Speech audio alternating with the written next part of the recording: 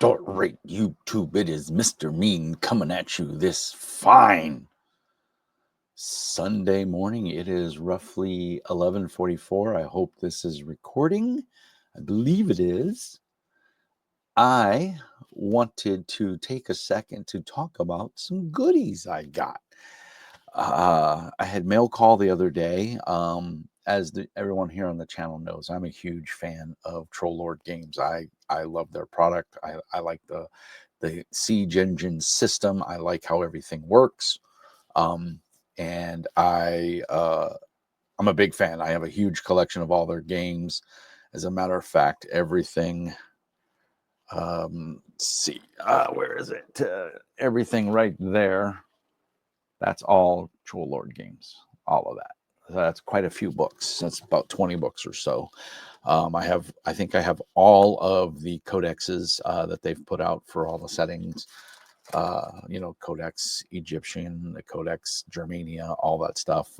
Big shout out to some friends that sent me the books. I also bought a bunch. I've got all the PDFs. So needless to say, I'm a huge supporter of Troll Lord Games. I also bought a brick for their upcoming printing warehouse that they're doing. It was $25, and I get Mr. Mean, on a brick, on their wall or whatever. I think it's going to be into the entrance when they come in. So hopefully it's selling like gangbusters. I haven't checked the backer kit page or GoFundMe. I don't even remember what they're using, but I know I bought it. But anyway, what I wanted to talk about today was this is relatively new, and it's Beneath the Canopy Green.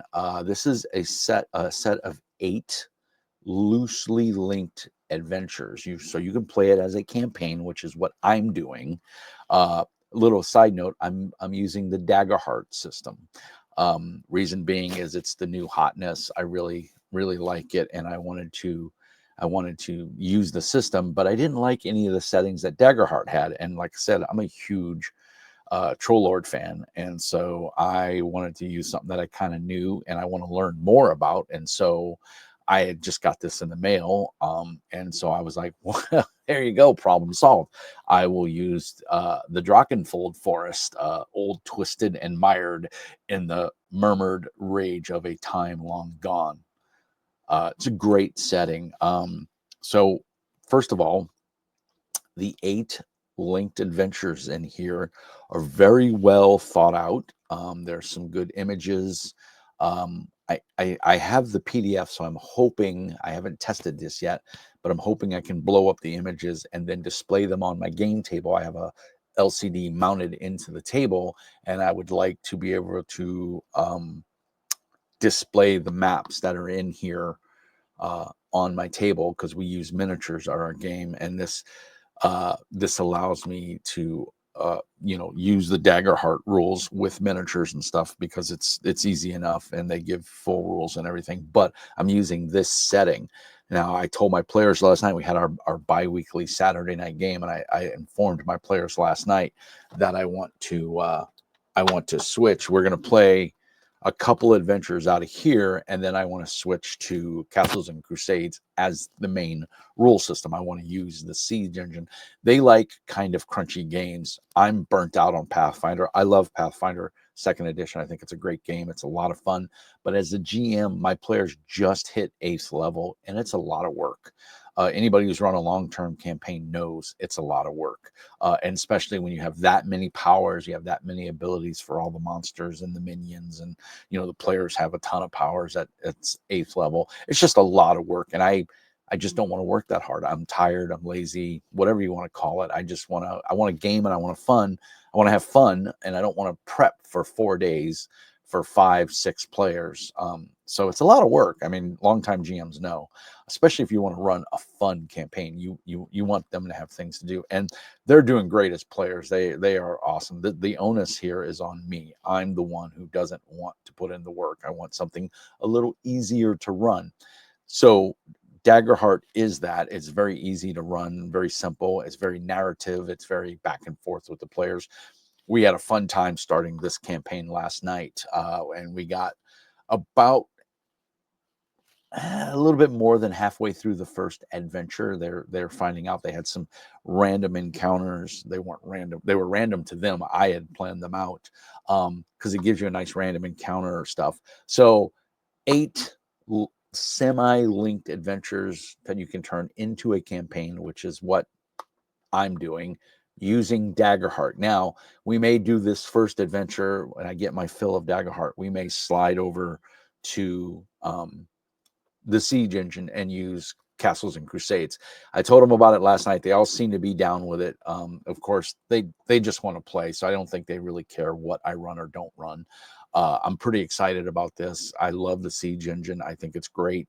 I have the new non-LG OGL versions of it, so I'm excited to get that to the table finally and run it. I did run it for Rip Tabard for their playtest of their adventure that they did for Foundry.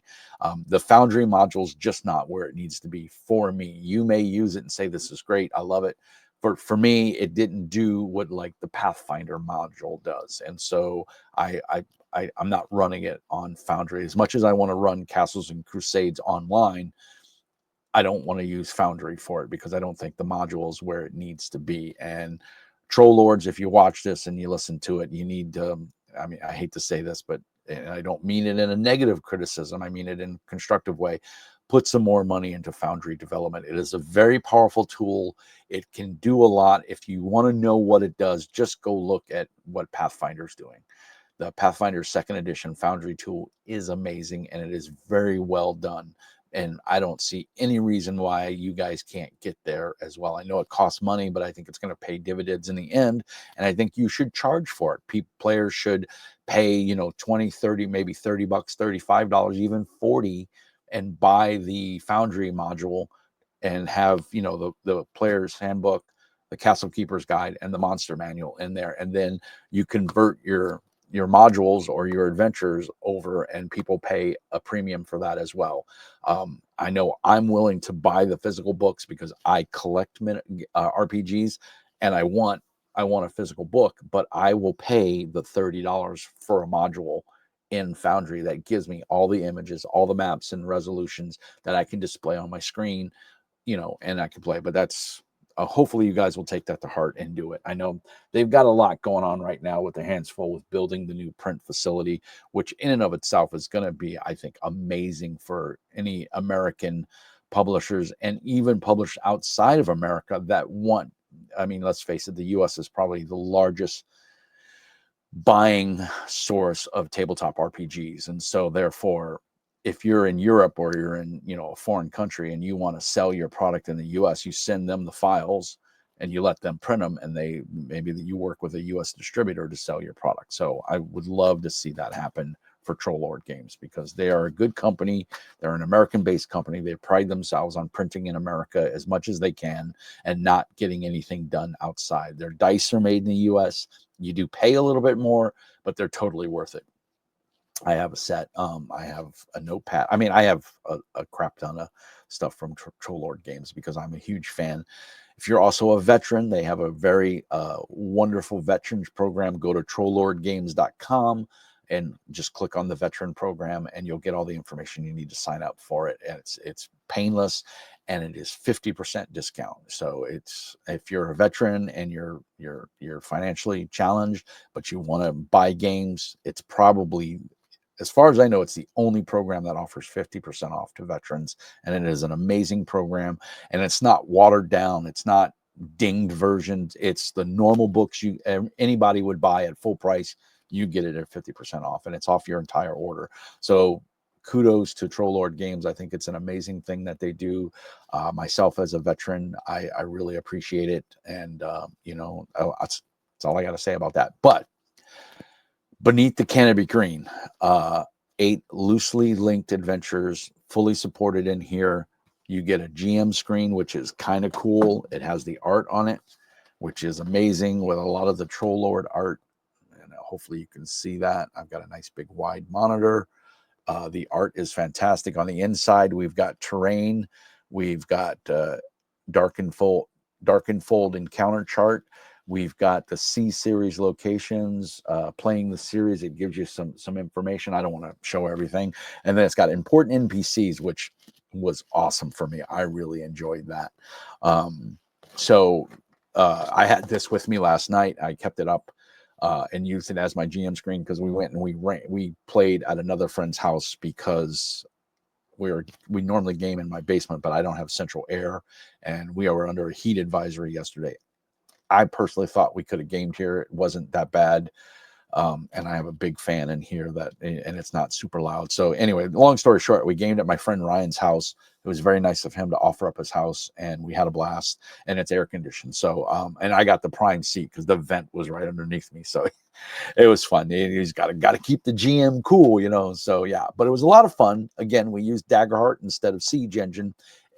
I just picked out appropriate monsters, like they were in random encounters, like Boglings, which is a CNC monster. Boglings aren't in Daggerheart. They were going to be attacked by some insect swarms. There's giant insects in Daggerheart, so I just used those. So I chose applicable monsters. They had there's a thing where they get attacked by gnolls. I don't want to spoil too much for people that are going to run this or play in it from their group, but there's a scene where they get ambushed by gnolls, a band of gnolls, and I just used the bandits or whatever that were in the book because it just makes sense, and it worked out really well. I built the encounter per the encounter rules. I knew what the monsters were going to be, and I just built it according to Daggerheart's rules, and it worked out fine, no problems. When you buy the hardback book, you do get a cool map, a 2-page 11 by 17 map, which is very helpful. And it says this is more of a GM map because it shows all the starting locations for each adventure. So again, love that. Love the little GM screen. You don't have to use this GM screen, but it is specific to this adventure. This is for a party of 4 to 6 adventure or 3 to 6 adventurers, first level, and it goes up from there. I don't know what the final. It says low to mid level, so mid level for CNC because there's 12 levels. So 6th, 7th level. This will take you all the way from 1st to 7th, probably 6th or 7th level, depending how you do it. Daggerheart uses a different leveling process. They have tiers. So I'm not necessarily worried about it. I'll move them into the appropriate tiers as I feel it's necessary. I haven't read the whole book because it's hardback. What is it? 207 pages, with the last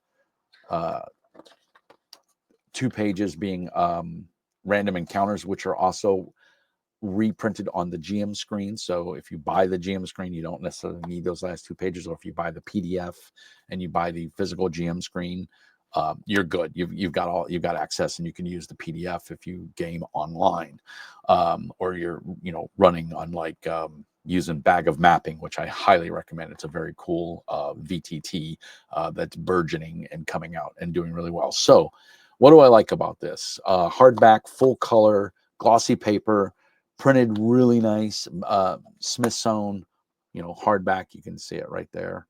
Put together well. It's not going to fall apart. It's nice hardback. $44.99, so $45 for 207 pages is about the industry. I think a little bit below the industry standard, or maybe spot on.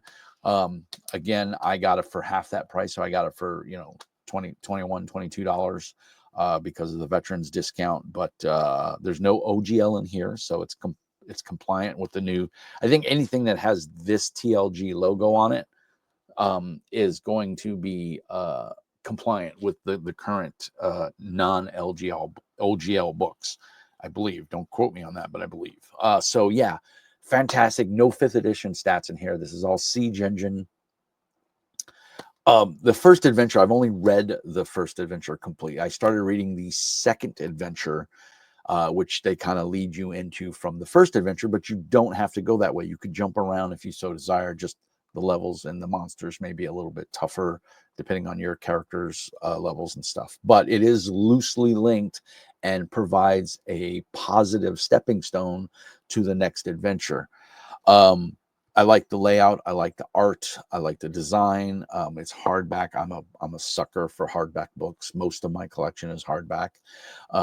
If I can get it in hardback, I will get it. The nice thing too, when you buy from TLG, you have the option to get the PDFs along with at no extra cost. You get the PDFs along with the physical books, or you can just, if you don't want the PDFs, you can buy just the book if that's what all you want. Some people only want PDFs, so you can buy just the PDF at a greatly reduced price. I think this PDF was, I think if you bought this as a PDF, I think it was $10. I could be wrong. Check the site. I bought the PDF and the physical book, got it in a couple days. It was awesome. What do I dislike about this? Editing. There are so many. I've only read the first adventure, and I found so many typos or misspelled words, or duplicate words like and to the Canopy. So I think if they do a reprint, they need to get it checked for editing. It's horrible. The first adventure has so many typos in it. It was very, very disappointing. I will say, if I, well, even paying half price for the book, I'm still extremely disappointed in the editing. The layout is phenomenal. The art in the book is amazing. They've reused some of the art, but it's nice glossy paper. I mean, that's a cool picture. I mean, the art in the book is phenomenal. TLG always has great art. The layout is always solid. I really like the bleed. You can lay the book flat. You can read everything. You don't have to press it down to try and read it because it's so close to the interior margin. It's really well done. But there are so many typos in this first adventure. Maybe it gets better. I don't know if it was edited by different people. I don't know if it says who the editor was. Art direction, cartography. It doesn't say who the editor was. It just says art. It's by Stephen Chenault. So he wrote this. This is the second printing. I think the first printing was obviously the OGL version. This was printed in 2025, second printing. Art direction, cartography, Peter Bradley, Stephen Chenault. The art's phenomenal. They did a great job. It doesn't say who. Oh, the editor was Finley J.E. Clayton and Charles Cumbau. Charles, buddy, I'm going to razz you so much when I see you at Gamehole Con. Editing it in here is for shit, buddy. I'm sorry. There's a lot of typos. Just in the first adventure alone, there was a shit ton of typos and just bad grammar. So hopefully they'll fix that in the next printing. Does it stop you from using the book? No. You know what I mean. If you've read enough, if you can read at a third, fourth grade level, you're going to be able to get through this. But it's just, I think this is the first book I've seen from TLG that's had this poor of an editor pass on it. It needs to have been edited properly. Does it stop you from using it? No. It's still a good game. It's still well done. It's still a fun adventure. Players had a blast last night. I had a blast running it. It was a lot of fun. It's a lot of swamp and random encounters that you can throw in there, which are fun. So it's very well done. The adventure was well thought out, and it had a logical progression. And the players they were ready to get out of the swamp. We played from 7 till 11:30, so we played for 4.5 hours, which is a little bit longer than our average session. Or actually, it's about our average session. We usually wrap up around midnight, but we were at a very good stopping point last night. So I thought, let's stop there. We'll play again in 2 weeks. So because we play bi-weekly. I would love to run this online. I'm on, just as a heads up, I'm on Start Playing Games for paid GMing. I'm starting out at $5, but I think if I run this or I run something else, it'll be at the $10 mark. I mean, the average cost on there is $20 to $25, which I think is a little expensive, but I don't know, maybe they're really good GMs. I feel I'm a good GM. People like playing in my games. I'm running a Fabula Ultima game right now. We were supposed to have a session tonight, but unfortunately 2 of the players couldn't make it. They gave me enough notice that I was able to cancel the game and reschedule it for we play weekly every Sunday, but I just pushed the session out because it's only a 3 to 4, possibly 5 session game. This would have been our 3rd session tonight, but because we had to cancel, because 2 of the 4 players were going to be missing, and I don't like running without everybody there, and I don't like running somebody else's character, and I don't want the players to have to focus on 2 characters. And because they're paying for it, I want to give them the best game that they can. So if you haven't checked out Start Playing Games, this is my little advertisement. I'm not being sponsored by them, but go check it out. Help support Mr. Mean. I have a Fantasy Age game, 2nd edition, that I'm looking to get players. I have 2. If I get a 3rd player, I'll be able to start that. That's going to be on Monday nights at like 7 p.m. CST. So if that's something you're interested in, go check it out. Mr. Mean speaks on startplaying.games. I'll put a link down in the doobly-doo to my profile. So long story short, it's a buy. I really enjoy it. The editing is horrible. I mean, and at least for the first adventure, let me preface it by saying I don't know about further adventures. I don't know if they were edited by somebody else or, what happened, but the editing needs to, hopefully if there's a 3rd printing, like I said, they'll go back and fix it and adjust it. So this video is running on about 22 minutes. I've rambled on a little bit. I've said what I wanted to say. If you're into pre-done adventures that are loosely linked and you want to turn it into a campaign, this is a good one to start with. Just got to get past the editing mistakes in the first adventure. I don't know if they carry over to the further adventures. I'll know, and maybe I'll do a follow-up video if you guys want to see that. If you want to see like an after action report, put it down in the doobly-doo and let me know, and I'll do that. I can highlight because I take notes as I'm gaming about the majority of the things that happen in the session, and so I can always do an after action report. But it's a beautiful book, that is for sure. The GM screen is really nice, and I bought the kit. It was like, I think, just under $50 for everything, and it was worth it to me because I got the PDFs and I got the physical product, and I'm very happy with it. So, as always, peace and hair grease. Like and subscribe. Support the channel. Support me on startplaying.games.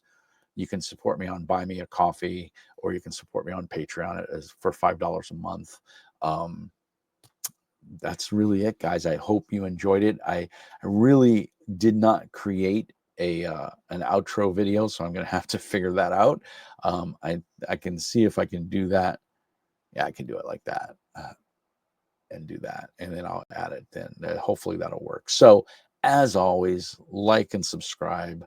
Thank you very much, and I hope you guys have a great one. And if there's anything else you need, let me know. Let me know what you want to see, and then we'll go from there. So as always, we're going to go ahead and end the recording. And let me see if I can add it. I'm still learning this. This is, by the way, this is StreamYard.com. A big shout out to my friend Mike Wilster. He streams on his channel, and he's got a gangbuster channel for solo RPGing, and it's really cool. So I'm very happy with it. With Start Streaming, like I said, I'm still learning it, but I want to. I'm trying to get this to go, and I can't get it to. Let's see, edit, set as outro video. So all right, leave studio. So all right, well, I'm just going to leave it like that, and I'm going to end the stream.